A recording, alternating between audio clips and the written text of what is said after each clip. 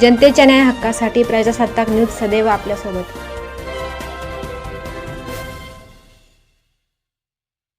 आज आपल्या विधानसभेच्या पवित्र अशा सभागृहामध्ये संगमनेरची बदनामी करण्याचा प्रयत्न नवीन लोकप्रतिनिधींनी केलेला आहे। खरं तर संगमनेर शहराला अनेक वर्ष पाण्याचं अनेक मोठं संकट असताना निळवंडे धरणामधनं डायरेक्ट पाईपलाईन संगमनेर शहराला आली।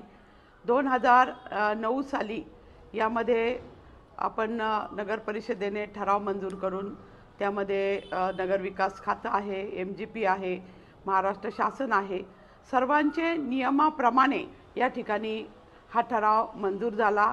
त्याप्रमाणे संपूर्ण काम झालं। शहराला गोड, मुबलक आणि भरपूर स्वच्छ असं पाणी मिळू लागलं आणि आता 2009 साली मंजूर झालेलं आणि झालेलं कामाचा 2026 साली नवीन लोकप्रतिनिधींनी हा विषय उगीचच खोटं नाटे आरोप करून काढलेला आहे।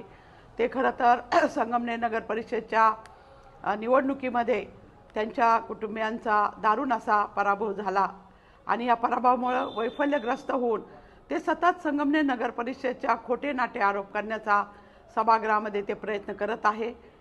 यामध्ये जे संपूर्ण नियमाप्रमाणे सर्व काम झालेलं आहे, चुकीची कुठलीही गोष्ट, नियमबाह्य कुठलीही गोष्ट संगमनेर नगर परिषदेने केलेली नाही आणि म्हणून मी सर्व सांगू इच्छिते की आजपर्यंतच्या संपूर्ण कामामध्ये संगमनेर नगर परिषदेने जे जे काम केलेलं आहे ते सतत नियमाप्रमाणेच केलेलं आहे, नियमबाह्य काम कुठलंही केलेलं नाही।